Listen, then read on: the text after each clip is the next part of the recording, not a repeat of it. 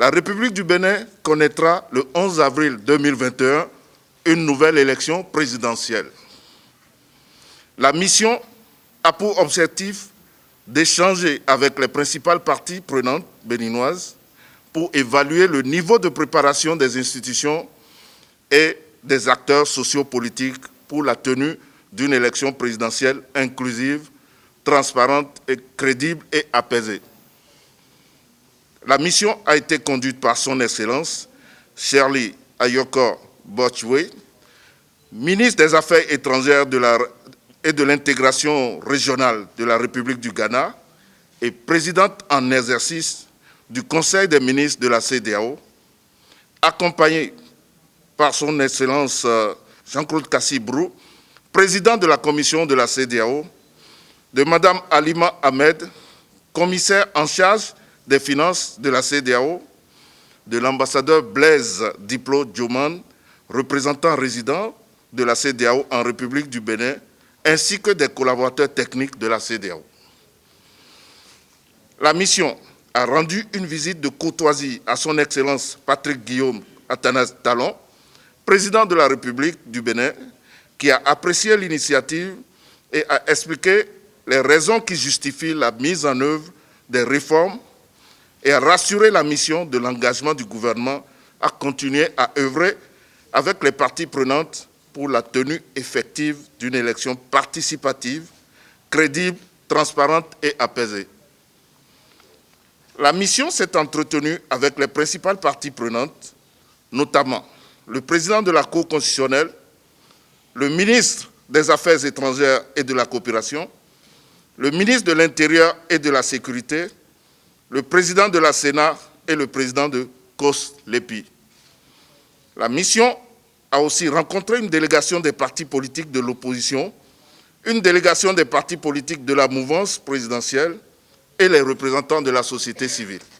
La mission a également eu des consultations avec des membres du corps diplomatique accrédité en République du Bénin. La mission a pris note des réformes politiques engagées par le gouvernement pour faciliter le processus électoral et s'est félicitée de l'état d'avancement du processus électoral, notamment la publication du calendrier électoral, l'enregistrement des candidatures, la transmission du fichier électoral à la Sénat par le COS-LEPI et la publication dans les prochains jours de la liste provisoire des candidats retenus au niveau de la Sénat. La mission a pris acte des dispositions sécuritaires prises par les autorités pour assurer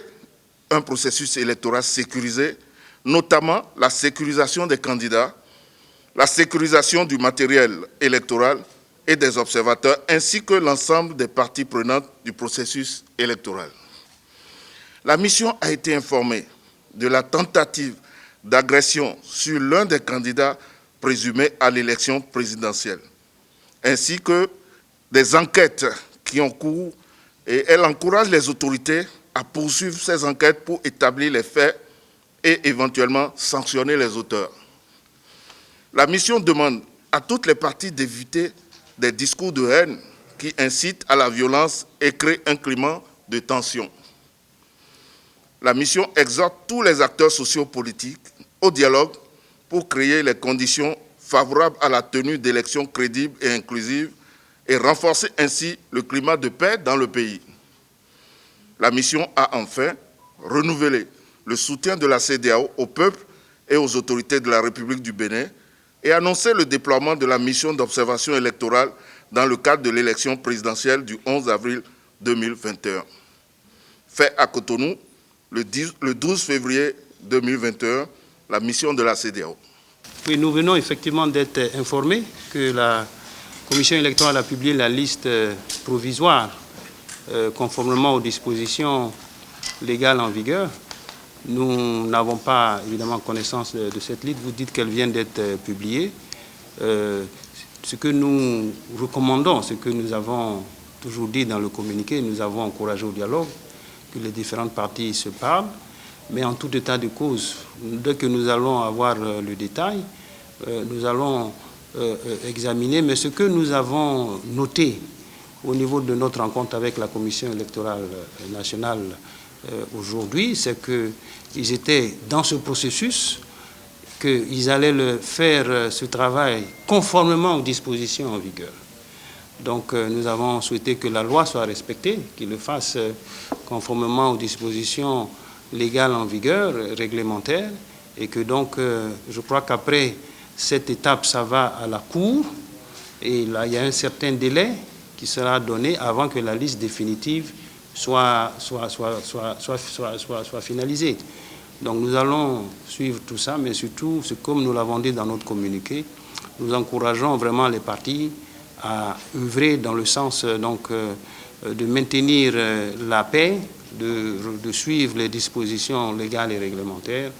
et nous allons voir un peu qu'est-ce qui va ressortir des décisions qui vont venir de la Cour constitutionnelle par rapport à la liste des candidats.